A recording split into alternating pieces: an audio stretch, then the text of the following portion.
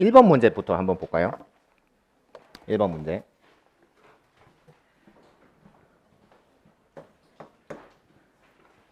자, 1번은 이제 2006학년도에 나왔는데, 우리 임용고사, 특히 물리 임용고사는 2차에 뭐가 있죠?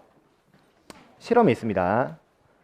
그렇다 보니까 실험 기구를 다룰 줄 아는지가 시험 문제에 나온 적이 있어요. 그래서 이제 드리고 싶은 말씀은 뭐냐면, 이제 다시 8월부터 실험 스터디 재개할 거기 때문에 혹시나 하고 싶으신 분들은 신청하시면 되고, 그 다음에 이제 실험 지역으로 안 쓰실 분들, 예를 들어서 경기도나 뭐 제주도나 이런 데 쓰실 분들도 1차 시험 끝나면 실험을 하시는 게 좋아요. 무슨 말인지 알겠어요? 왜냐면 실험을 해야 그걸 바탕으로 해서 수업 시연을 수업 지도안을 짤 수가 있어요. 왜냐면 실험 기구를 안 만져본 사람들은 예를 들어서 뭐 알코올 램프에 불을 붙인다라고 했을 때 그 불을 붙이는 과정에 대해서 잘 이해를 못하는 경우가 되게 많아요. 그러면 되게 막 5개념으로 막 설명을 합니다. 그러면서 점수 다 깎아 먹어요. 무슨 말인지 알겠어요? 그래서 실험 지역에 치지 않더라도 지금부터 미리미리 실험을 좀 한다든가 또는 늦어도 1차 시험 끝나고 실험 스터디 하는 게 좋아요. 자, 그런 맥락에서 가장 기본 우리 단위계 그 SI 단위계에서 기본 단위 몇 개죠?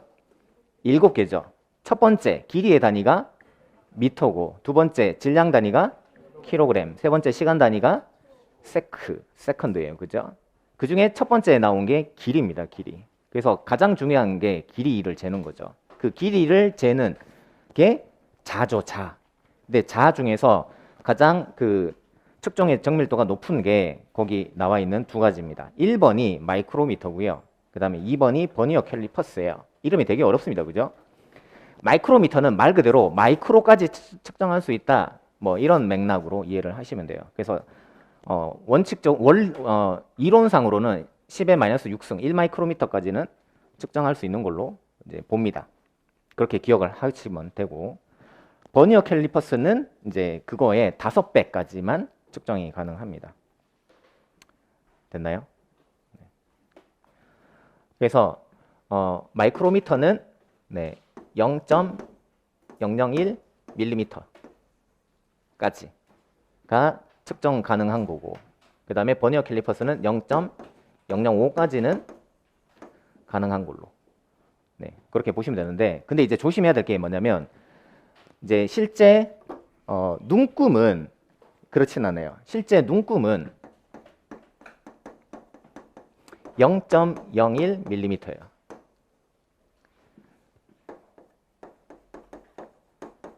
0.05mm예요. 선생님, 그게 무슨 말이에요? 그러니까 이걸 정확하게 이해를 하셔야 되는데, 눈금이 0.01mm잖아요. 그러면 예를 들면 여기가 0.01mm, 여기가 0.02mm라고 합시다. 그 다음에 여기가 0이라고 합시다. 근데 내가 뭐 물벼룩이나 이런 걸 쟀는데 물벼룩이 여기까지 온다고 합시다. 그럼 이 녀석의 길이는 얼마라고 읽으면 돼요? 0.01mm다 뭐 이렇게 끝내면 돼요. 여기서 뭘 쓰냐면 이제 오감을 이용해서 재는 거예요. 그러니까 대충 눈대중으로 여기를 열등분하는 거예요. 그럼 대충 얘는 어느 정도에 있어요? 0.015까지 있잖아요. 그러면은 0.015까지는 잃는 거죠. 알겠어요? 네. 요게 이제 측정을 하는 방법 또는 이제 학계에서 내려오는 약속입니다. 즉 무슨 말이냐?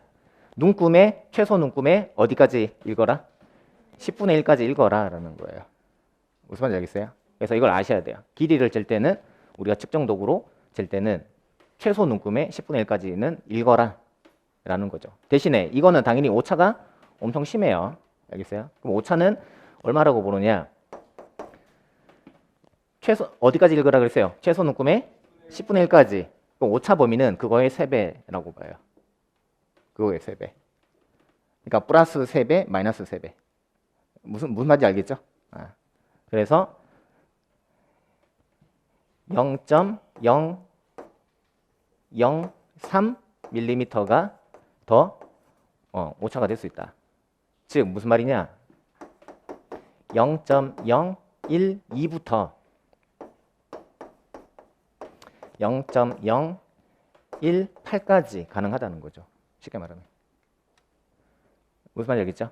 네. 그래서 우리가 이제 이거를 뭐라고 하느냐? 오차의 한계라고 합니다. 수학에서는. 오차의 한계. 그러면 읽는 방법을 한번 볼게요. 어떻게 읽어야 되느냐?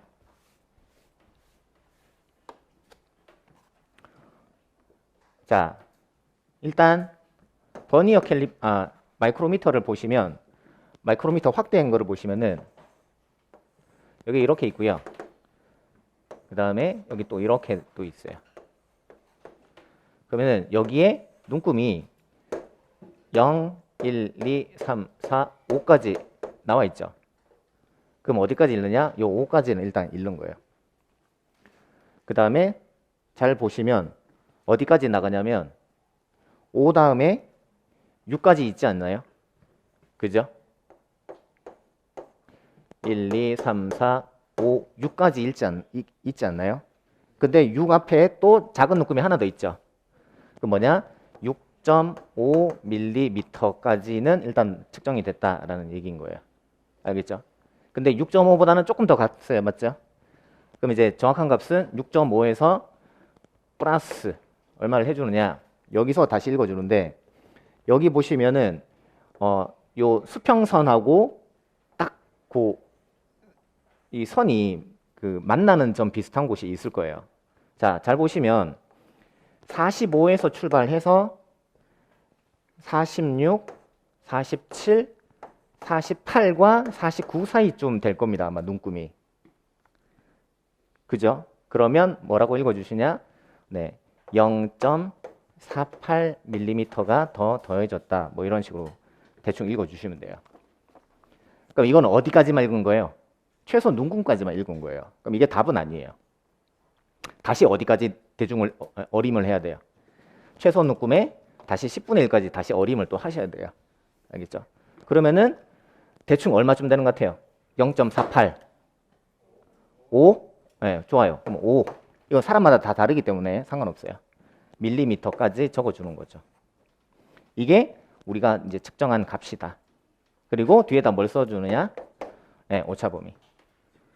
자, 오차범위는 최소 눈금의 10분의 1에 다시 3배. 뭐라고요? 최소 눈금의 10분의 1에 다시 3배. 그러면은 최소 눈금이 얼마였죠? 0.01이었고 그게 10분의 1이면 0.001이고 다시 k그거의 3배가 네, 오차의 한계예요. 그래서 최종 답은 뭐냐? 6.985mm 더하기 플러스 마이너스 0.003mm 뭐 이렇게 읽어주시면 돼요. 아시겠어요? 네. 참고로 이제 이 큰 눈금은 우리가 슬리브라고 그럽니다.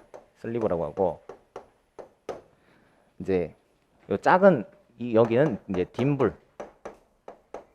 딤블이라고 합니다. 자, 그 다음에 두 번째 버니어 캘리퍼스를 한번 보죠. 자, 버니어 캘리퍼스 이제 확대한 거를 보면 위에 눈금이 0부터 시작해서 10까지 있고 여기에 1, 2, 3, 4, 5, 6, 7, 8, 9, 10 이렇게 그 다음에 그 아래쪽에 눈금이 네, 여기서부터 0이 시작을 하죠. 됐나요? 그러면은 아까 마이크로미터 읽을 때랑 비슷해요. 큰 눈금 먼저 읽어주시고 그 다음에 작은 눈금을 더해주시면 돼요. 그러면 아까 얘는 어디까지 읽었냐면은 여기까지 읽어줬잖아요. 값을. 얘는 어디까지 읽어주냐? 요 아래쪽 작은 눈금이 만나는 여기까지 읽어주시면 돼요. 그럼 얘가 얼마냐? 9죠, 9. 그러면 이제 9mm가 큰 눈금인 거예요. 이제 작은 눈금은 되게 변태처럼 읽는데 어떻게 읽냐면은 여기서 큰 눈금이랑 작은 눈금이랑 만나는 곳을 찾으셔야 돼요. 만나는 곳을 찾으셔야 돼요. 이거 진짜 완전 감이에요. 이거 잘못 보면은 진짜 엉뚱한 데 찾을 수 있어요. 지금 큰 눈금하고 작은 눈금, 미리 말씀드리면은 큰 눈금은 어미자라고 하고요. 작은 눈금은 아들자라고 불러요. 자, 어미자와 아들자의 눈금이 일치하는 지점이 아들자 기준으로 어디쯤 있는 것 같아요? 1과 2 사이. 1.5. 1.5. 1.5쯤에 보시면은 거의 이게 일치하는 게 느껴지실 거예요. 그래서 이거는 조금 번역 헬립스는 약간 좀 거시기 합니다. 네. 이건 잘못 빤버리면은 진짜 엉뚱한 값을 읽을 수도 있어요. 네. 자, 그래서 이제 이거는 1.5잖아요. 그러니까 1.5잖아요. 읽을 때는 0.15 이렇게 읽어주시면 돼요. 알겠어요? 자, 여기까지는 뭐를 읽어준 거예요? 눈금을 이제 읽어준 거죠. 이제는 이제 오감을 이용해서 이제 읽어주는 거예요. 자, 어떻게 하느냐? 최소 눈금의 10분의 1까지. 그죠? 그러면은 이거의 10분의 1까지. 그러면 최소 눈금이 0.05잖아요. 그러면은 최소 눈금은 0.005. 그죠? 근데 조심해야 될 게 단위가 5단위예요. 그러니까 그 다음 눈금은 0.010이고 무슨 말인지 알겠어요? 그 다음은 0.015 이렇게 되는 거예요. 무슨 말인지 알겠죠? 그러면 여기에 이제 최소 눈금의 10분의 1을 읽어줍시다. 뭐라고 할래요? 그냥 0이라고 하시면 돼요. 왜? 여기 일치한 게 확실하잖아요. 그죠? 일치 안 했으면 아까 여기서처럼 야 이거 얼마지? 다시 0.5인가? 뭐 이렇게 생각하셔야 되는데 이거는 일치를 했기 때문에 그냥 0 이렇게 끝나면 돼요. 이렇게 읽어주시면 돼요. 자, 그리고 뒤에 뭐 쓰느냐? 이제 오차의 한계를 쓰시면 돼요. 오차의 한계는 말해보세요. 시작. 최소 눈금의 10분의 1에 다시 3배. 알겠죠? 그러면은 최소 눈금은 얼마였죠? 0.05. 그의 10분의 1은 0.005에 3배니까 0.015mm가 오차의 한계입니다. 예, 오차 범위가 되는 거죠. 그래서 최종 답은 얼마냐? 9.150mm 플러스 마이너스 0.015mm 라고 해주시면 돼요. 끝. 네. 그 다음에 주어 문제 1번 잠깐 볼래요? 왔다 갔다 풀게요. 네. 주어 문제 1번.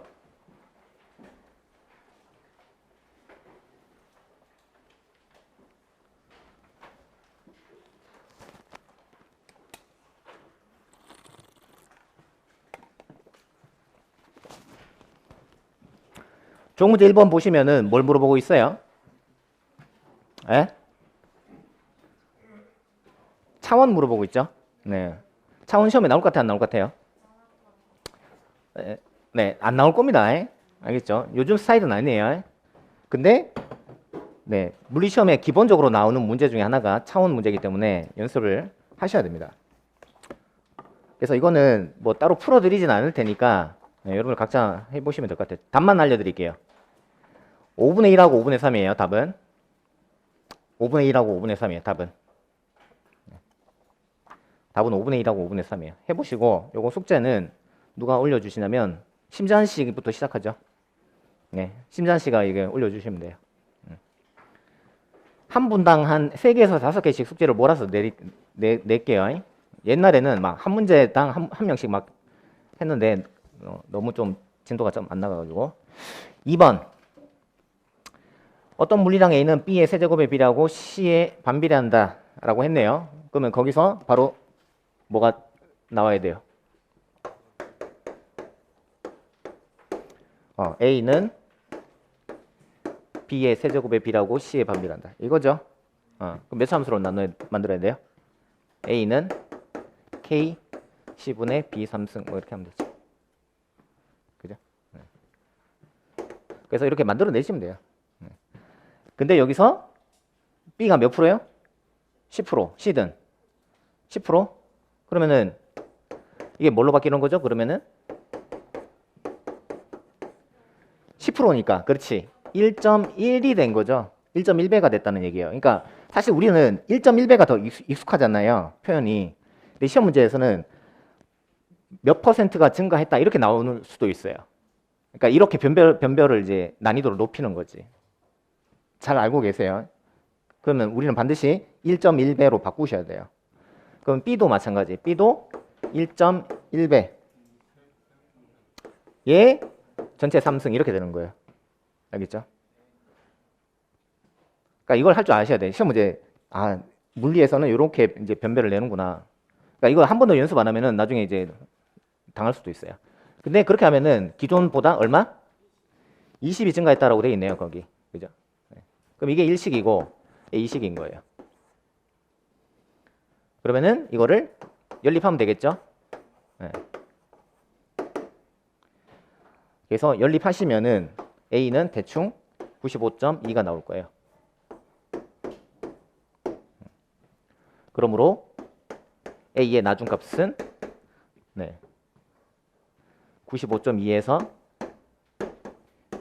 20을 더해야 되죠.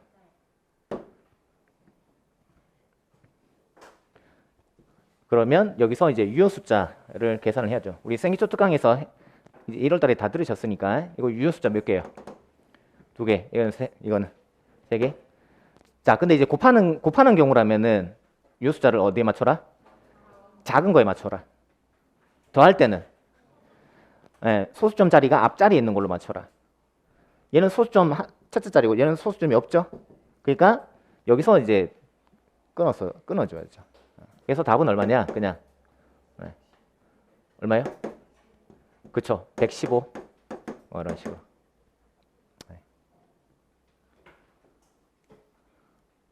그래서 이 문제가 시험에 나올까요? 안 나옵니다. 당연히. 알겠어요? 우선 이걸 왜 하는데요? 어떻게 낼 수 있으니까 1.1배 늘었습니다가 아니라 10% 늘었습니다라고 낼 수 있다는 거. 그 다음 또 하나는 뭘 만드는 과정? 그치, 비례 반비례를 이용해서 방정식을 만들어내는 거. 알겠어요? 그러니까 시험 문제 어떻게 낼 수 있냐면은 수정되는 보일의 법칙이 뭐였죠? 이거였잖아요. 근데 이제 이거를 내기가 귀찮아. 또는 여러분들이 막 헷갈릴 것 같아. 그러면 이제 어떻게 내느냐? 뭐 P는 V랑 반비례하고 뭐 V는 V제곱의 B랍니다. 이렇게 문제를 만들어 버리는 거예요. 내는 거예요, 그냥. 그럼 대충 여러분들은 그럼 여기에 뭐 C 뭐 이렇게 쓰면 되겠구나. 만들어 내야 된다는 거예요. 무슨 말인지 알겠죠? 그래서 이제 요게 또 많이 나오는 게 그 단열 보일 법칙. 단열 보일 법칙 같은 경우는 PV 감마는 일정하다 이렇게 되잖아요. 근데 이제 이거를 주기가 싫은 거야. 그러면 이제 어떻게 내느냐? 이제 여기 뭐 풍선이 있는데 이 풍선은 온도랑 이 반지름이 비례하는 관계에 있다. 이렇게 줘버리는 거예요. 무슨 말인지 알겠어요? 그럼 여기서 이제 여기다가 대충 이제 집어넣고 식을 또 만들어내야죠. 그러니까 왜냐면 이제 부피는 R에 3승이니까 그럼 얘도 T 3승. 그럼 이 자리에 T 3승을 넣는다. 뭐 예를 들면 그런 식으로. 알겠어요? 무슨 말인지? 그래서 여기서 이 문제를 갖고 온 이유는 두 가지입니다. 첫째, 비례 반비례를 이용해서 방정식을 하나 만들 수 있느냐. 알겠어요? 박진욱 씨, 눈 뜨고. 두 번째는 몇 배 늘어났습니까가 아니라 몇 퍼센트 증가했습니다 라고 했을 때 풀 수 있느냐. 그것 때문에. 자, 기출문제 3번 볼까요?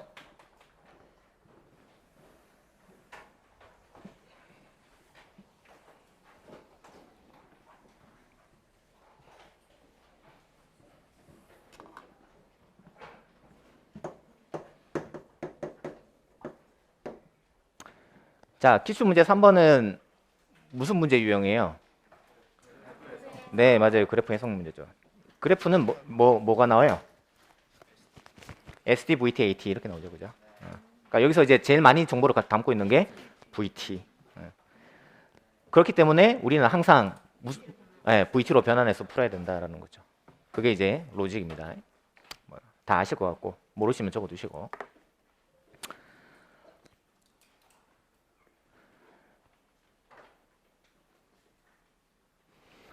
그 다음에 이제 모든 그래프는 네 가지의 물리적인 의미를 갖습니다. 첫 번째가 x절편, 두 번째가 y절편, 기울기, 면적 이렇게. 그래서 항상 이 네 가지를 고심을 하셔야 되고. 자, 문제는 뭐냐? 이제 원점을 지나가는 일차함수가 시험에 되게 자주 나옵니다. 알다시피. 그러니까 예를 들면 이제 연력학에서 뭐 PT 그래프 이런 거 나오죠.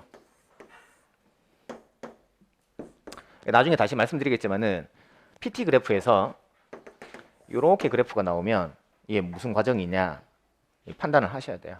우선 그래프가 나왔잖아요. 처음 보는 그래프잖아요. 그러면 당황하지 말고 창민쌤이 얘기했던 거 네 가지 떠올리는 거예요. 떠올리지 말고 시험지 옆에다 쓰는 거죠. 뭐라고 쓰면 돼요? x절편, y절편, 기울기, 면적 이렇게. 그럼 딱 어딜 지나가요? 따라서 원점을 지나는 일차함수. 그럼 절편은 이제 해석할 이유가 없어요. 그죠? 그럼 바로 이제 기울기로 가는 거죠. 그럼 기울기는 뭐냐? 델타 t분의 델타 p예요. 그죠? 근데 원점을 지나는 일차함수면 얘는 뭐하고 똑같으냐? 나중 t, 나중 p랑 똑같아요. 수학적으로. 맞죠? 그러면 이게 뭐냐? 자, 이 그래프는 무조건 누구일 때만? 이상기체일 때만 성립하잖아요. 그러니까 당연히 PV는 NRT가 떠올라야 돼요. 그러면 여기서 T분의 P는 다시 T분의 P는 그치 V분의 NR이에요. 근데 지금 기울기가 어때요? 일정해요. 그럼 무슨 말이에요? 네, 등적 과정이라는 거죠. 그러고 나서 이제 문제를 푸셔야 돼요. 알겠죠? 그래서 사실은 3번 문제가 또 시험에 나오겠어요? 뭐 안 나올 가능성이 높겠죠. 그러면 왜 3번을 공부해야 되느냐라는 거예요. 3번이 시험에 나와서 공부하는 게 아니라 가장 많이 나오는 문제 유형 중에 하나인 그래프 해석하는 거를 연습하기 위해서 우리는 3번을 공부할 필요가 있다는 거죠. 알겠어요? 그래서 여러분들이 문제 푸실 때 이 앞부분의 문제들을 그냥 흘겨 넘기시면 반드시 양자라든가 통계라든가 이런 데 가서 고생을 할 수밖에 없어요. 개념이 부족하기 때문에. 자, 됐습니다. 답은 뭐 기억 디귿 실합니다. 니은에서 운동 방향에다가 형광펜으로 줄 한번 쳐보시고.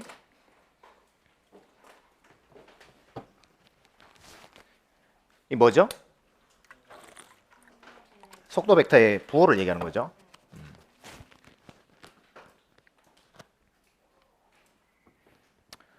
그래서 그건 이제 아셔야 되고, 그 다음 두 번째 또 알아야 될 거는 이게 점점 증가할 때랑 점점 감소할 때랑 가속도의 방향을 알아야 되죠. 그래서 적어 두시고, 그래서 그것도 이제 개념을 한번 정리를 하시기 바랍니다. 뭐 지금 간단하게 한번 적어 볼까요? 네 가지 케이스가 있죠. 앞으로 점점 빨라질 때, 오른쪽으로 점점 빨라질 때, 그때는 가속도도 오른쪽, 그죠? 같은 방향. 적었나요? 그게 케이스 1이에요, 그죠? 그 다음에 케이스 2, 뒤로 점점 빨라질 때 가속도 방향은 뒤쪽입니다. 왼쪽입니다. 왼쪽으로 점점 빨라지면 가속도는 왼쪽. 그게 케이스 2. 그럼 케이스 1, 2에서 얻을 수 있는 소결론이 뭐죠? 빨라지는 경우라면 속도의 방향과 가속도의 방향이 같다라는 거죠. 빨라지는 경우는 속도의 방향과 가속도의 방향이 같다라는 거예요. 이걸 왜 할 필요가 있죠? 어디 대비용? 네? 박진욱 씨 눈 뜨고 대답해봐요. 어디 대비하려고? 관성력 풀려고 하는 거죠, 그죠? 자, 그다음 케이스 3는 오른쪽으로 점점 느려지는 경우, 그죠? 그때 가속도 방향은 왼쪽이죠. 그다음에 케이스 4, 왼쪽으로 점점 느려지는 경우는 가속도 방향은 오른쪽입니다, 그죠? 그럼 이거의 소결론은 느려지는 경우는 속도 방향과 가속도 방향이 반대다. 이 결론이죠, 그죠? 뭐 그런 개념들을 같이 네, 챙겨 두시면 될 것 같아요. 4번 넘어가겠습니다.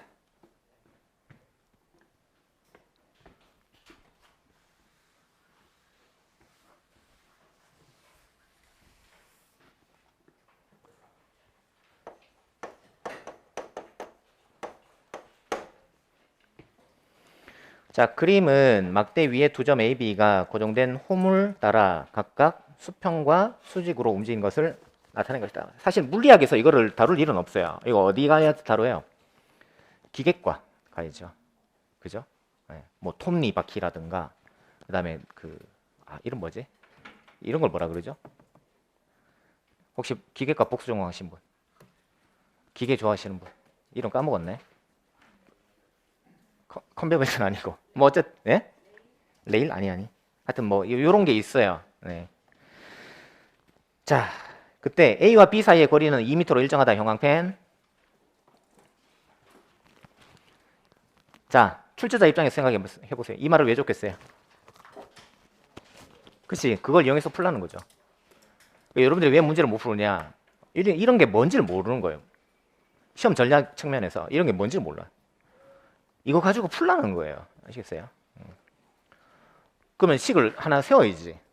우리 아까 이제 뭐 비례 반비례 가지고 방정식 만들었듯이 얘도 이거 가지고 방정식 하나 만들어야죠. 어떻게 쓰면 되겠어요? 그렇죠.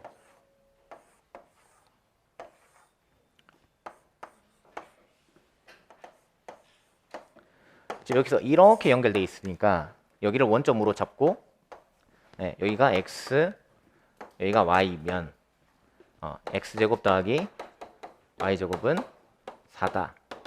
그죠? 또는 뭐 그냥 r 뭐 이렇게 둬도 되고.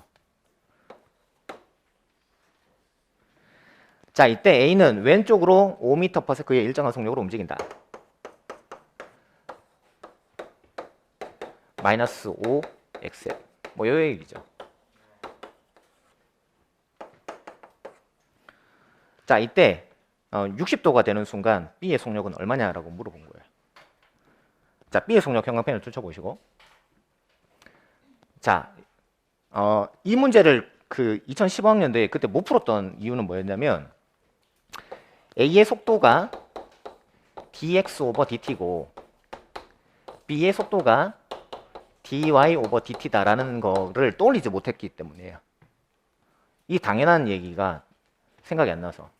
왜 안 떠올랐냐? 이거 전혀 대비를 안 했거든요. 뭐예요, 이거는? 우리 맨 처음에 배우는 정의잖아요, 정의. 근데 그냥 한 번도 고민 안 해본 거야. 이게 설마 나오겠어? 수능 문제도 이런 거 안 나오는데 뭐 이렇게. 그러니까 이제 막상 나왔을 때 못 푸는 거예요. 그래서 이런 정의 다시 한번 곱씹어 보세요. 알겠어요? 집에 가셔가지고 가속도의 정의가 뭐지? 속도의 정의가 뭐지? 알겠어요? 그걸 아셔야지 풀 수 있어요. 그러면 이거를 구할 수 있는 방법은 뭐밖에 없느냐?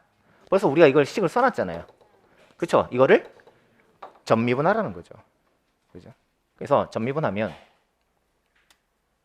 일식을 전미분하면 2x dx 2y dy 0 여기서 둘둘 체크인 떨어지는 거죠. 그러면은 뭐를 주고 뭐를 물어봤어요? VA를 주고 VB를 물어봤죠. 그러면 뭐에 대해서 정리해라? DY에 대해서 정리해라. 그죠?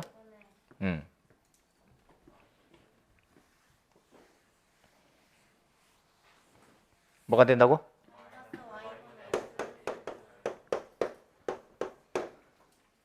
여기서 이거를 양변에다가 시간을 이제 얹어주면 되겠죠.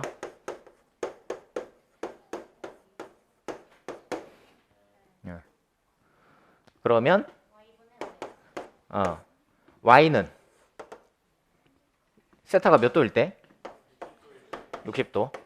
근데 이 때마침 이게 2잖아요. 그럼 얘는 1이고 얘는 루트 3이고. 그죠? 그러니까 1분의 루트 3. 그 다음에 마이너스 5. 그래서 답은 5 루트 3. 이렇게. 됐나요? 자, 그 다음에 두 번째 질문.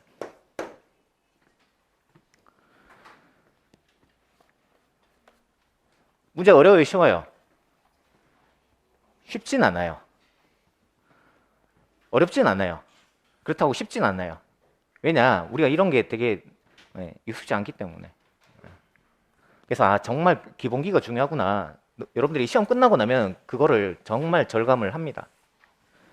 내가 쓸데없이 어려운 문제만 풀었구나. 어차피 그 문제 아무도 못 푸는데. 무슨 말인지 알겠어요? 시험장 가서 어려운 문제, 여러분들 다 풀 수 있을 거라고 생각해요? 다 못 풀어요. 그 누구도. 알겠죠? 그래서 어려운 문제는 어떻게 하면 돼요? 안 풀면 됩니다. 알겠죠? 그냥 과감하게 X 치시면 돼요. 그거 말고 여러분들이 풀 수 있는 문제를 푸시면 맞아요. 됩니다. 자, 그 다음에 A에 대한 B의 각속도 오메가를 구하시오. A에 대한 B의 형광펜. 자, 이게 어떤 개념일 때 이 말을 쓰죠? 상대 속도 개념일 때 이 말을 쓰죠.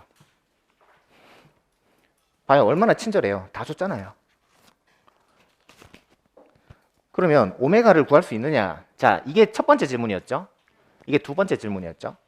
이게 수능 객관식 문항이면 얘가 기억이 되는 거고 얘가 니은이 되는 거예요. 알겠어요? 수능 객관식으로 치환을 하면. 그럼 수능 객관식은 어떻게 푸느냐? 따라서요. 객관식에서 니은을 구할 때는 기억의 결과를 이용한다. 객관식에서 디귿을 구할 때는 니은의 결과를 이용한다. 오케이? 자, 우리는 단답형하고 기입형이랑 소수령 두 개가 나오는데 기입형도 몇 개를 물어봐요? 1점짜리 두 개를 물어봅니다. 그죠? 소수령은요? 2점짜리 두 개를 물어봅니다. 근데 얘네들이 질문이 독립적인 경우도 있지만 대부분은 얘를 풀어서 얘를 구해야 되는 과정이 되게 많습니다. 그러니까 그걸 항상 기억을 해두시면 돼요. 그러면 따라서요. V를 구했고 오메가를 구해야 된다. 됐나요? 그래서 그럼 V하고 오메가 사이의 관계식을 연상을 해야겠구나라는 거죠. 이게 안 되는 거예요. 알겠어요? 뭐가 문제인지 알겠어요? 백날 공부해봐야 필요 없어요. 이게 돼야지. 말할 수 있어요? 뭐죠? V는 오메가 크로스 R이죠. 이게 원래 정확한 공식이잖아요. 우리 맨날 그냥 아무 생각 없이 그저 V 나로메가 했지만 원래 이게 맞잖아요. 그죠? 그 다음에 이게 뭐예요? 요거는 A에 대한 B의 상대속도인 거죠. 오케이? 자, 그러면 여기서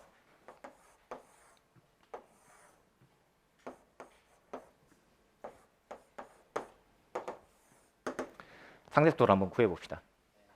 자, 이 상대속도라고 하는 거는 뭐에서 뭐를 뺀 거예요? 따라서요. A가 B를 관찰하다. 그러면 뭐예요? 대상 빼기 관찰자. 맞아요? 대상 빼기 관찰자. 아니면 다시 따라서 A가 B를 관찰하다. B를 목적어죠. 그러면 A가 라고 했으니까 주어죠. 그래서 그냥 중학교 그죠? 영어 수준으로 따지면 목적어 빼기 주어입니다. 그죠? 그러면 얘가 지금 얼마로 올라가고 있느냐 지금?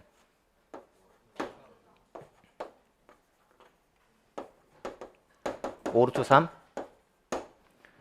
그럼 얘는 지금 얼마로 가고 있느냐 지금? 얼마요? 5m/s. 그럼 이제 벡터 이동을 하자고요. 그럼 빼야지. 뺄 때 어떻게 한다? 따라서요. 주어에서 목적어 쪽으로 화살표를 긋는다. 뒷벡터에서 앞벡터 쪽으로 화살표를 긋는다. 그러니까 이건 거죠. 됐나요? 네. 이게 상대 속도예요. 이 값이 얼마인데요? 이 직각삼각형이니까. 그렇죠. 1대 루트 3대 2니까 10이죠.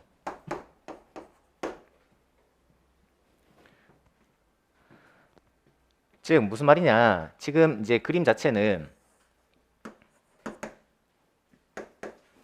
정확하게 10m/s로 관찰이 됩니다. 그래서 여기다가 집어넣으면 10은 오메가 곱하기 R 사인 90. 그래서 오메가는 5 라디안 퍼 세크 이렇게 되는 거죠. 그래서 이거 집에 가서 진짜 여러 번 풀어보셔야 돼요. 이런 거에서 변별이 되게 많이 납니다. 그래서 학생들이 공부하는 방향을 되게 좀 잘못 알고 있는 경우가 되게 많아요. 이런 게 나와요, 이런 게. 이거 슈레딩거 방정식 잘 풀 줄 알면은 이거 잘 풀어요? 아니잖아요. 슈레딩거 방정식 문제는 버리시면 돼요. 어차피 그건 다 틀릴 거거든. 근데 나는 이것도 못 풀어. 풀 수 있는 게 없지 뭐. 그냥 물결은 24점이나 받아야지 뭐. 알겠어요? 매년 반복되는 현상이에요. 자, 그 다음에 또 하나 더 알려드리면, 아까 우리 이거 구할 때 방정식을 하나 만든 다음에 구했잖아요. 그럼 얘도 사실은 오메가의 원래 정의가 뭐였죠? d 세타 오버 dt잖아요. 즉 세타와 관련된 방정식을 하나 만들면 그거 미분해서 구할 수 있을 것 같기도 해요. 무슨 말인지 알겠어요? 그러니까 이거를 풀어봤으면 아, 얘랑 비슷하게 얘도 방정식을 하나 만들어 볼까? 그래서 이 문제는 4번 문제는 뭐죠? 아까 주옥 문제 2번처럼 네, 방정식을 만들어서 답을 구하는 문제인 거예요. 알겠어요? 그래서 그 번호 옆에다가 좀 적어놔요. 방정식을 만들어서 답을 구하는 문제. 이런 문제는 되게 많이 나옵니다. 파트를 불문하고 영역을 불문하고. 그러니까 항상 그거를 머릿속에 담아 두셔야 돼요. 그럼 한번 해볼게요.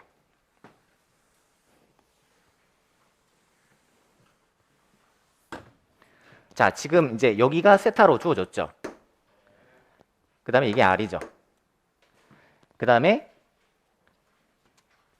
여기서 여기가 X, 여기가 Y. 됐나요? 그러면은 세타가 들어있는 식이 우리가 알고 있는 수학적인 식은 삼각함수밖에 없어요. 맞죠? 그러면은 사인, 코사인, 탄젠트로 가야 된다는 거죠. 맞나요? 박진욱 씨? 탄젠트 세타는 뭐죠? y분 x예요. 이거 점유분하면은 식이 예쁘겠어요? 지저분하겠어요? 지저분하죠. 왜? 변수가 몇 개니까? 3개니까.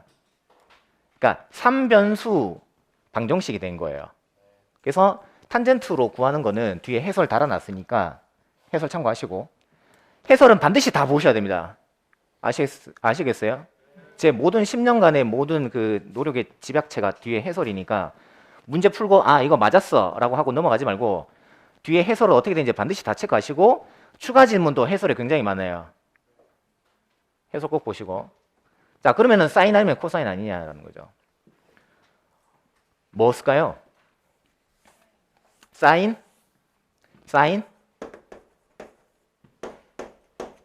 뭔데요? R분의 X. 그럼 이거 미분하면 코사인 세타의 D 세타 오버 DT는 R분의 1의 DX 오버 DT. 됐나요? 그러면 코사인 60도는 2분의 1 2분의 1. 그 다음에 얘는 5. 그죠? 그래서 오메가는 얼마? 5.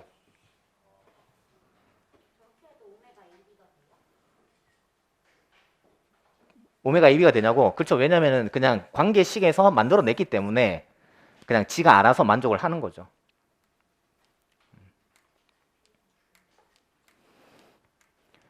쌤, 그러면 코사인으로 두고 풀어도 돼요? 됩니다. 다 해보세요. 뒤에 해설이 있으니까 뒤에 케바케로 다 풀어놨어요. 사인으로 뒀을 때, 코사인으로 뒀을 때, 탄젠트로 뒀을 때 다 해놨으니까 보시고. 자, 이제 이게 중요한 게 아니에요. 이게 뭐가 중요하냐? 방정식을 만들어서 푸는 문제들을 할 수 있으셔야 돼. 특히나 재미난 건 뭐냐면은 두 점 사이의 간격이 일정한 그런 경우가 있다. 언제? 77쪽에 241쪽에 22번 241쪽에 22번 241쪽에 22번 241쪽에 22번 폈어요. 초점거리가 10cm 얇은 볼록 렌즈의 전방 100cm 곳에 그림과 같은 정광원을 놓았다. 이 정광원을 렌즈 축을 따라 1cm/s의 속력으로 렌즈에서 멀어지는 방향으로 이동시킬 때 상해 이동 속력, 형광펜 상해 이동 속력. 상해 이동 속력 우리가 배웠습니다. 맞죠? 배웠어요. 뭐라고 배웠어요? 이거 배웠잖아. 맞아요? 자, 여기서 누가 독립변이인이에요?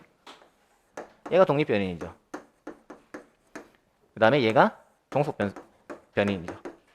알겠죠? 얘가 통제변이인 거지. 변수 두 개와 고정된 상수로 방정식을 하나 만드는 거. 쟤랑 완전 다르죠. 역학이고 광학이잖아. 맞죠? 근데 문제의 본질은 같다는 거죠. 아시겠어요? 그러니까 이 맥을 찾으셔야 돼요. 그러니까 여러분들이 유형별로 문제를 풀려고 하면 맨날 역학 똑같은 것만 찾는 거예요. 아니요, 그렇게 하시면 안 돼요. 영역 불문하고 풀이 과정이 똑같으면 동형이다 생각하고 같이 풀어야 돼요. 알겠어요? 그래서 이거는 풀지 않을게요. 다 아는 내용이니까. 네. 그래서 하시면 되고. 그러니 또 있느냐? 77쪽에 33번. 77쪽에 33번.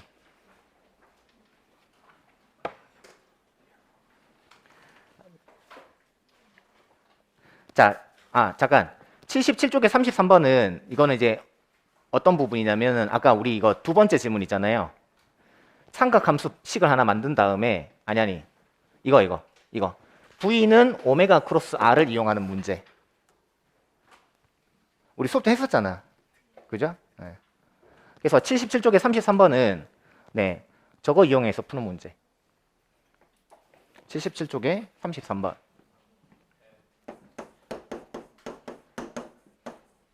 자, 막대가 처음에 이렇게 있었잖아요. 이 문제 기억나시죠? 수도 했으니까. 자, 이게 자연스럽게 어떻게 돼요? 네, 이렇게 내려오잖아요. 이런 식으로. 네. 자, 이때 물어보는 게 뭐냐? 얘가 바닥에 딱 떨어졌을 때 요 질량 중심의 속도가 어떻게 되냐라고 물어본 거예요. 자, 지금 질량 중심 자체는 밑으로 내려오고 있죠.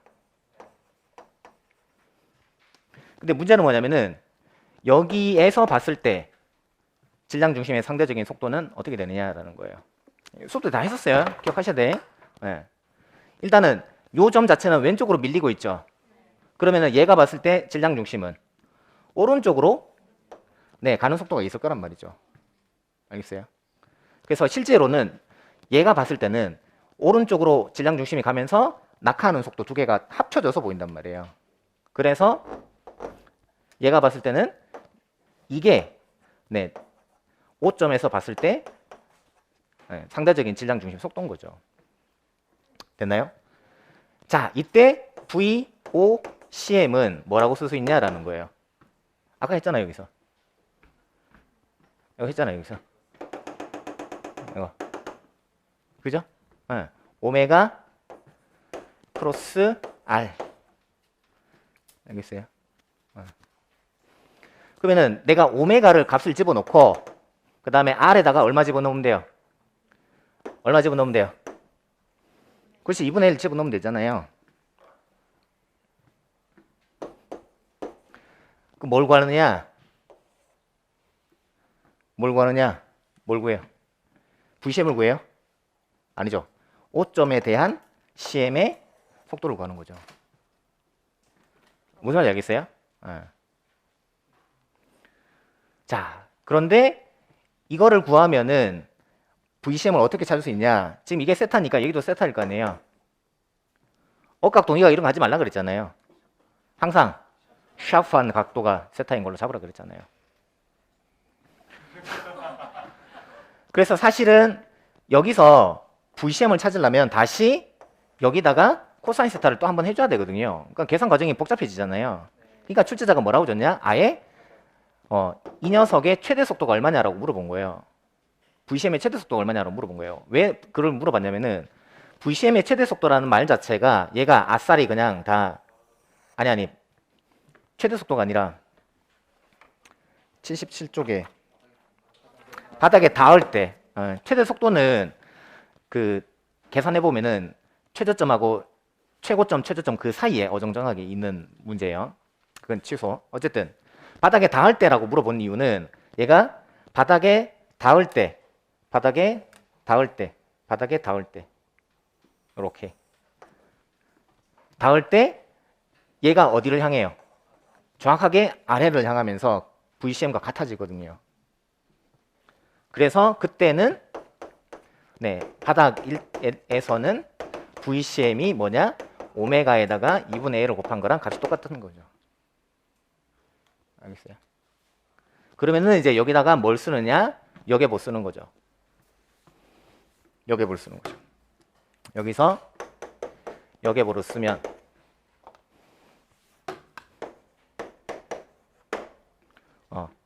뭐라고 쓰면 돼요? mg 2분의 1의 사인 세타 제로는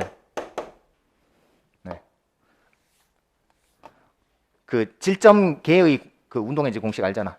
뭐죠? 질량 중심 운동에너지 더하기 질량 중심에 대한 상대적인 운동에너지 이 공식 써야 되는 거 알죠? 그러면은 이 값이 뭐죠?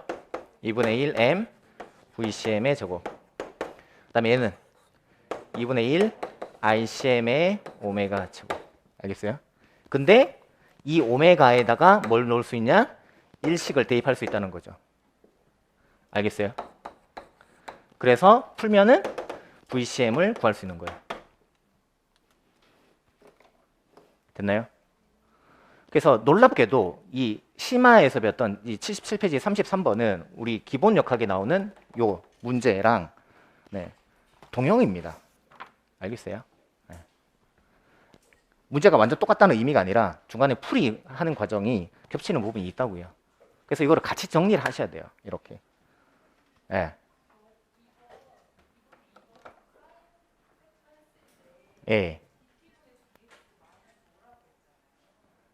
마이너스 보고 왜 안 붙여줬냐고? 그렇죠. 원래는 마이너스 붙여주는 게 맞아요. 왜냐면은 요거 자체가 지금 이제 방금 질문 들어온 게 뭐냐면 dt분의 d세타고 그 다음에 요게 원래 아까 마이너스 5였잖아요. 그래서 마이너스 5 이렇게 붙여주는 게 맞긴 맞아요. 왜 이게 맞냐면은 이거 자체가 각도가 점점 어떻게 돼요? 점점 작아지잖아요. 그러니까 이거 자체가 음수거든요. 그러니까 사실은 마이너스 붙여주는 게 맞아요. 그래서 여기에 마이너스 없이 붙여주면 이거는 사실 감점이에요. 엄밀히 따지면. 그래서 쓸 때 어떻게 써야 되냐? 그냥 각속도의 크기. 이렇게 쓰는 게 맞고, 그 다음에 이 문제에서도 사실 조금 검토가 덜 된 게 각속도 오메가를 구하시오라고 돼 있잖아요. 이렇게 물어보면 안 돼요. 각속도 크기라고 해야지. 안 그러면 마이너스 5가 사실은 답이 될 수도 있거든요. 자, 됐고요. 그 다음에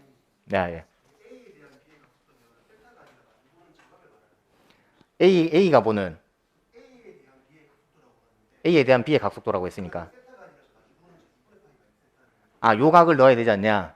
그쵸. 엄밀히 따지면은 뭐 그렇게 하시긴 하셔야 되는데 이제 우리가 필요한 거는 어쨌든 그냥 오메가라는 하나의 값, 그냥 뭐 d세타 오버 dt라는 하나의 값. 그러니까 뒤에 해설 잠깐 볼래요?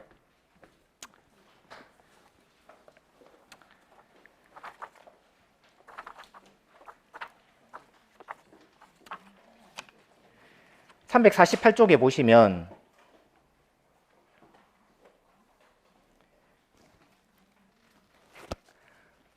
(348쪽에) 보시면 거기서 그 우측 다단에 그 제가 괄호 2번으로 해가지고 삼각함수 이용 단 파이 입장에서라고 했잖아요.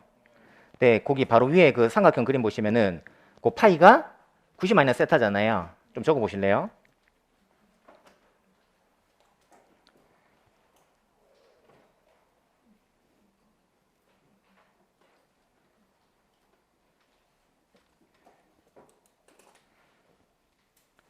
그러면 여기서 네, 사인 파이는 2분의 y. 그림에서 사인 파이는 2분의 y다. 이다. 이렇게 돼 있고요. 그죠? 그다음에 이제 이거를 점미분하면은 d 파이 오버 dt는 5라고 이제 같은 값이 나와요. 그죠? 네, 그래서 결국 같은 값이다. 왜 같은 값이냐? 이제 어차피 파이라고 하는 게 이제 2분의 파이에서 세타를 나눈 거기 때문에 결국 이제 d 파이 오버 dt는 마이너스 d 세타 오버 dt니까. 그죠? 아, 잠깐만. 이거 그러면 부호는 애시당초 플러스 부호가 나오는 게 맞겠다. 왜냐면 원래 여기서 d 세타 오버 dt가 마이너스 5잖아요. 원래. 그죠? 근데 지금 이제 얘 입장에서는 이제 얘가 돌아가는 각도로 이제 정의를 한다면 그럼 이제 찍어 놓으면은 이제 5가 되겠네요. 그죠? 그러면 그냥 각속도라고 물었을 때 5라고 답을 하면 네, 되겠네요. 그죠?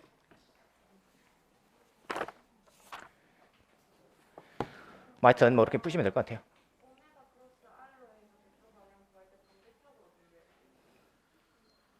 오메가 크로스 R 할 때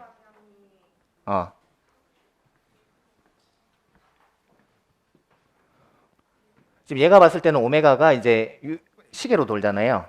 그럼 이제 들어가는 방향이겠고, 그죠? 그 다음에 들어가는 방향에서 R 방향으로 감아야죠. 그러면은 여기서 R 방향으로 감으면 이쪽이 되겠네, 그죠? 뭐 그렇습니다. 됐나요? 됐어요? 네. 좋아요. 그 다음에 5번, 6번, 7번, 8번, 9번, 10번, 11번은 다 넘어갑시다. 네. 11번 잠깐 볼까요? 11번. 네. 11번에 네 번째 줄에 등속 운동 형광펜으로 줄 한번 쳐볼래요?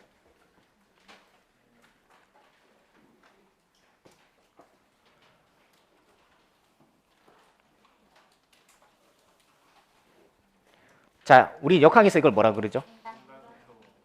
종단 속도. 상태로 따지면 힘의 평 상태. 그죠? 힘의 평 상태. 자, 그때 물체가 받는 수직 항력의 크기가 얼마냐? 수직 항력 형광펜.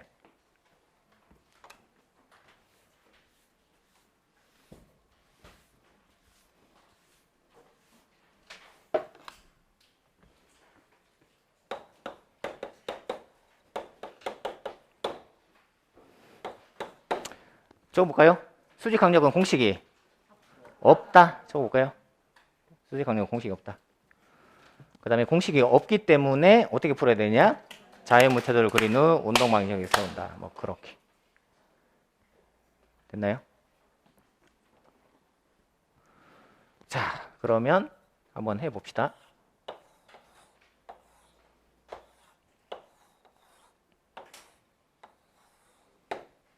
자, 이 공이 받는 힘이 뭐가 있을까? 수직 항력. 그죠? 수직 항력. 그 다음에 mg. 공기장력을 내부에서는 받지 않겠죠. 그죠?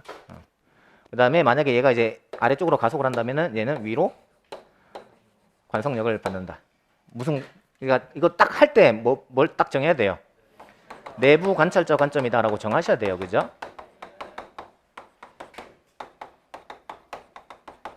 네. 자, 그래서 수직 항력은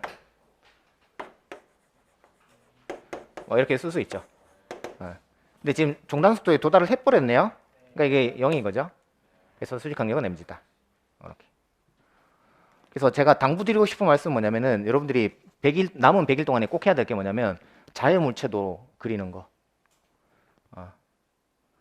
뒤에 뭐 주어 문제 풀어보면 알겠지만은 자유물체도 그린 거 잘 안 되실 거예요. 그 다음에 주어 문제 3번을 잠깐 봅시다. 주어 문제 3번을 잠깐 봅시다.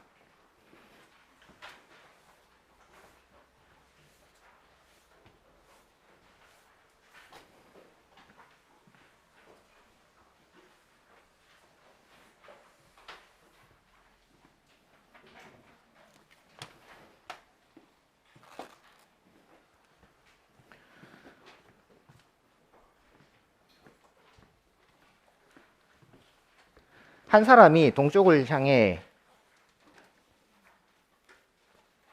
시간 30초 드릴게요. 한번 풀어보세요.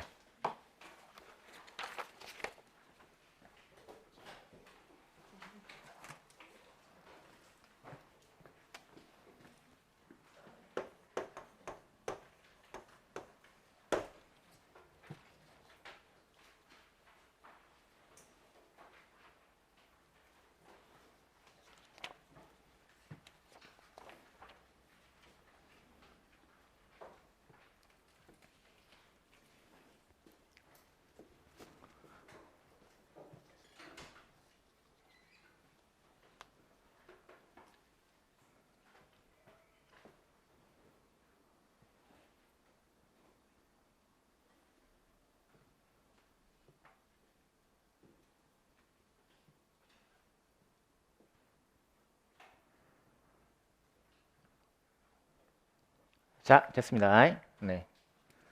지금까지 답이 안 났으면 안 풀리는 문제예요.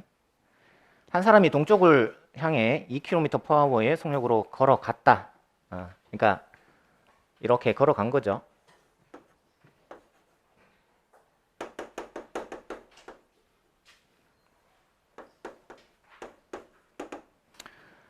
자, 갔더니 바람이 정북 쪽에서 불어오는 거를 느꼈다. 정북 쪽. 뭐 이렇게 할까요? 그럼 이거 뭐죠? 사람이 본 바람의 상대 속도인 거죠. 그죠?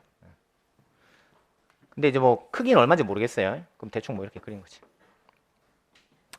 자, 그 다음에 이거는 사실은 이제 뭐에서 뭐를 뺀 거죠? 바람의 속도에서 사람의 속도를 뺀 거죠. 그럼 이제 지금 결국 물어보는 게 결국 바람이잖아요. 그러면 바람의 속도는 뭐죠? 사람의 속도에다가 사람이 본 바람의 상대 속도를 더해야 됩니다. 그죠? 자, 벡터 합성하는 방법 총 세 가지가 있죠. 첫째, 평행사변형법부터 차례로 합시다. 평행사변형법. 그다음 두 번째가 삼각형법이고, 그다음에 세 번째가 성분별 합선이고, 그죠? 성분별 합선은 어디에서 중요한 개념이에요? 교류 회로에서 네, 중요한 개념이다. 뭐 그렇게 말씀드려요. 거기서 이제 위상자 도표 개념이 나온 거죠. 자, 그다음에 다 적었죠? 자, 근데 평행사변형법 할 때는 벡터가 어떻게 돼 있을 때 쓰는 거죠? 꼬리가 붙어 있을 때 쓰는 거예요. 알겠어요? 꼬리가 붙어 있을 때 그때 평행사변형으로 더하는 거죠. 삼각형법은 언제 쓰는 거죠?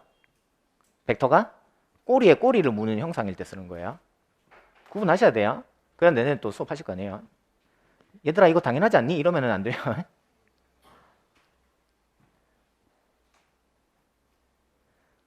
이게 돼야지 나중에 또 2차 수업실은 잘 하실 거 아니에요. 그죠? 자, 그럼 보세요. 고기 들어보세요. 자, 이게 뭐예요? 어떻게 돼 있어요? 꼬리에 꼬리를 무는 형태죠. 그러니까 이거는 삼각형법으로 하면 돼요. 그죠? 그래서 얘는 여기서부터 이렇게 쭉 오면 이게 바람의 속도겠죠. 바람의 속도 방향이겠지. 근데 이게 정확하게 뭐 방향이 정확하게 뭐 45도인지 뭐 그건 알 수는 없어요. 알겠죠? 자, 느껴졌다. 그 다음에 슬래시. 이게 실험 1이죠. 실험 1. 실험 1.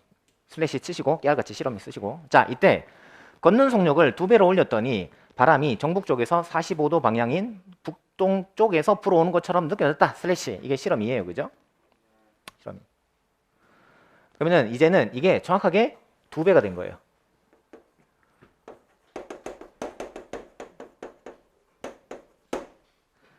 자, 그랬더니 정북 쪽에서 45도 방향으로 오는 것처럼 보였다는 거죠. 여기서부터 얘가 이렇게 오는 것처럼 보였다는 거예요. 정북 쪽에서 45도 방향인 북동 쪽에서 불어오는 것처럼 넣겠다. 북동 쪽이 어디예요? 여기잖아요. 여기. 여기. 그죠? 그러니까 이렇게 오는 걸로 보였다라는 거예요. 됐나요? 네. 자, 그러면은 여기서 바람은 아까처럼 똑같죠? 2개 더하면 되죠? 그죠? 2개 더하면은 여기서부터 이렇게 그죠? 그러면 이게 아까 초록으로 쓴 게 정확한 게 아니라 이게 네 정확한 거지 뭐. 됐나요? 네. 그러면 이때 바람의 네 방향은 네 정확하게 북서풍이죠. 북서풍. 그죠? 북서풍 뜻이 뭐예요? 북서쪽으로 부는 거예요. 북서에서 불어오는 거예요. 북서에서 불어오는 거죠. 네. 뭐 이것 때문에 틀리면 억울하겠죠. 답은 북서풍이고, 그 다음에 크기는 얼마냐? 크기는 이제 얘가 이 변의 길이가 2잖아요. 그러니까 얘는 2루트 2죠. 2루트. 네, 2루트. 답은 2루트. 네. 단위는 미터 퍼 세컨 아닙니다. 그죠? 네. 이거 함정이 너무 많은데 이거? 그죠? 단위도 미터 퍼 세컨 아니네요.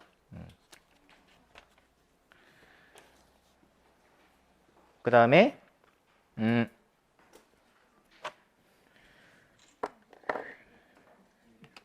주옥 문제 4번 하나만 풀고 쉽시다.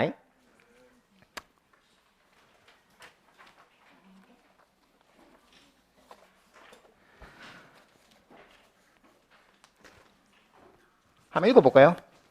다음은 교과서에 제시된 대표적인 관성 실험 두 가지를 물리적으로 해석한 것이다. 기억에서 미음에 들어갈 내용으로 옳은 것을 골라보시오. 그림과 같이 스탠드에 실을 사용하여 줄을 매단 후 아래쪽 실을 빠르게 당겨보고 그 다음에는 천천히 당겨보자. 자, 빠르게 당겨보고 슬래시. 이게 실험 1이죠. 자, 그 다음에 다음에는 천천히 당겨보자 슬래시. 이게 실험 2죠.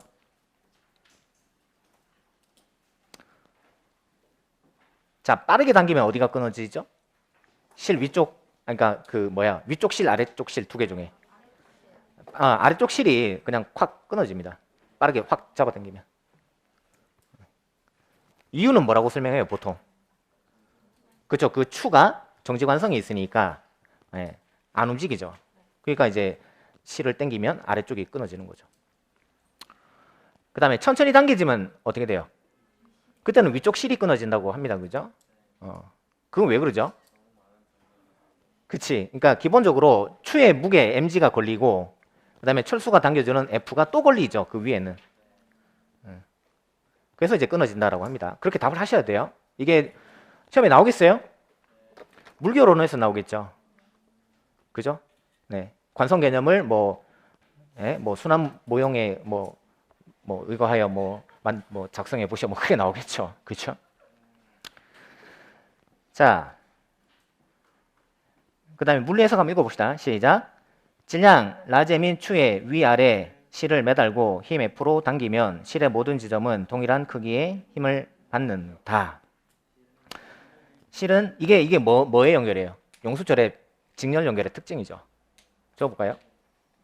용철의 직렬 연결의 특징이다.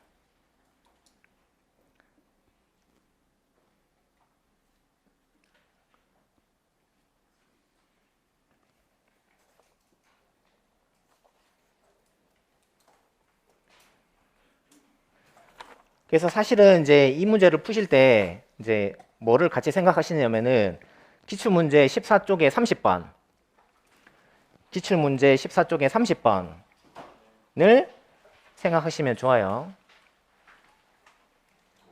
그럼 이거 두 개 집에 가서 같이 풀어보시는 거예요. 기출문제 14쪽에 30번.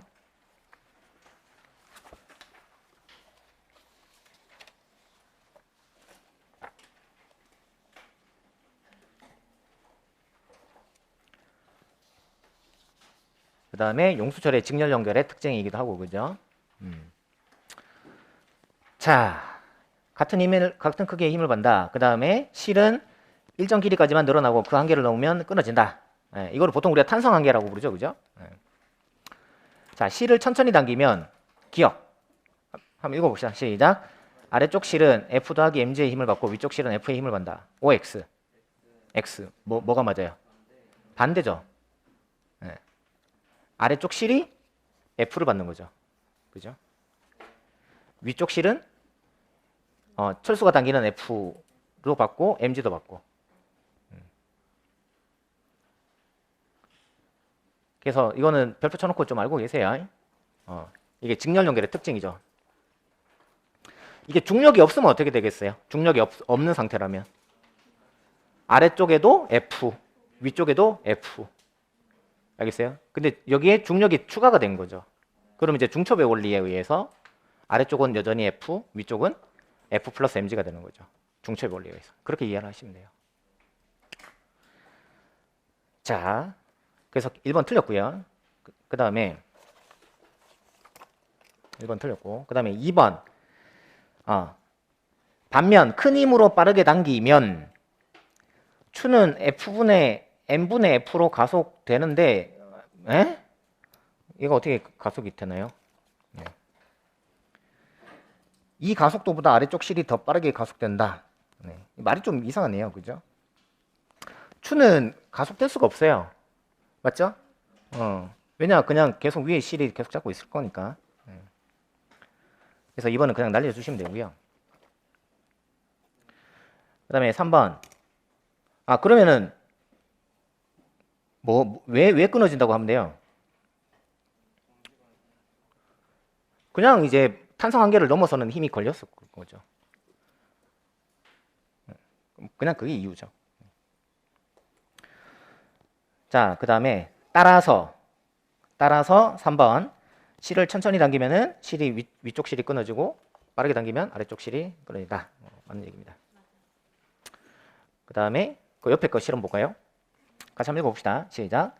질량 라지 M인 종이 위에 질량 M인 동전이 올라가 있다. 이때 종이를 큰 힘 F로 빠르게 당기면 동전은 컵 속에 빠지고 종이만 빠져나온다. 물리 해석 시작. 동전과 종이 사이에 작용하는 마찰력을 F라고 하면 종이가 가속도 A, 동전이 가속도 A'으로 움직인다고 할 때 운동 방정식은 리을과 같다. 리을과 같다. 자, 이게 주제가 뭐죠? 물체 위에 물체. 기억하실 거예요. 그죠? 물체 위에 물체.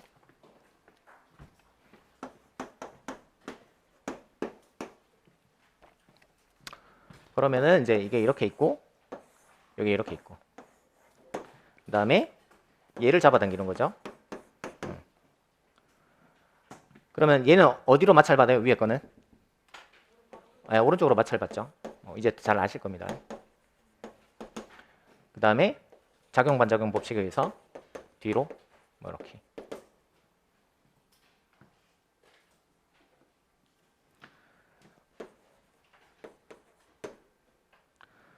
자, 그래서 M의 운동 방정식은 F-F. 네. 마찰력 F는 MA.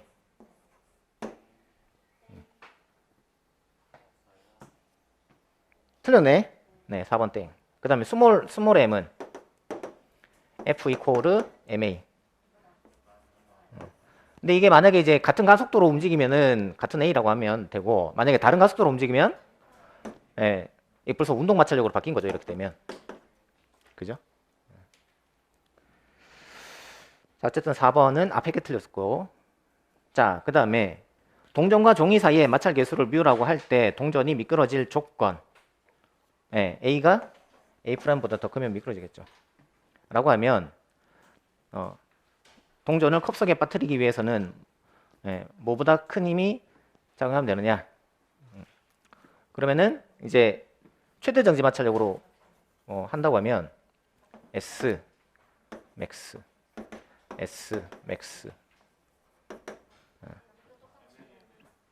MA 뭐 이렇게. 그러면 F 넘기면 이거 뭐 이렇게.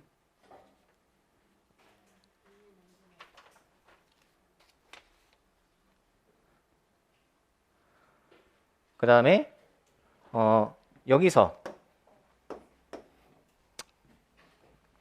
일체계 운방 써볼까요? 일체계 운방. 안 보이죠? 이거.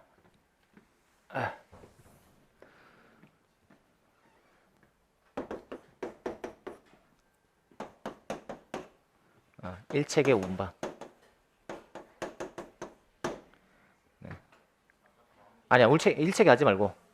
이거 그냥 그대로 합시다. 그대로 하면은 이게 정지 마찰력이라고 치면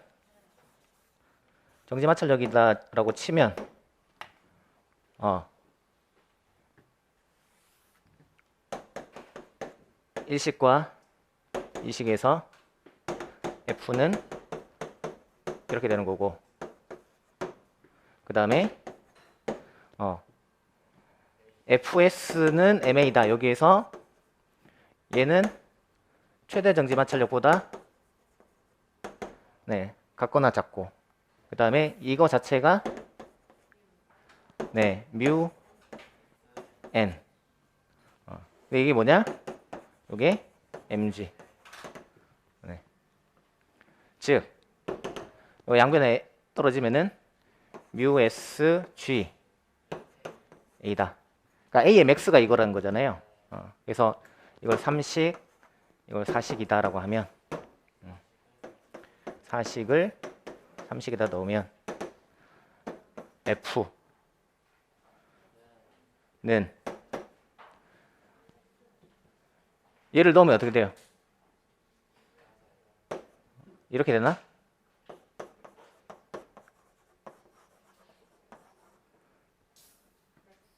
이 같이 갈 조건이죠? 그죠? 네. 근데 빠뜨리기 위해서는 네, 반대로. 그죠? 네. 반대로 이거보다 크면 되겠네요. 이게 같이 갈 이제 맥스 조건이니까. 부등호는 이제 물어보는 게 최대 힘이냐 최소 힘이냐 이제 그거 가지고 부등호 정해 주시면 되고. 자, 그래서 5번도 맞고 3번 5번이 답인 걸로. 네. 그래서 물체 위에 물체입니다. 그죠? 그래서 이거는 뭐 여러분들이 자유물체도 그려 가지고 운동방에 세우는 거는 계속 연습을 많이 해 보셔야죠. 뭐 방법은 그거밖에 없죠. 주ок 문제 5번의 답은 5번이에요. 네, 이것도 심잔 씨가 같이 풀어서 올려주세요. 그러면 잠깐 10분만 쉬었다 합시다.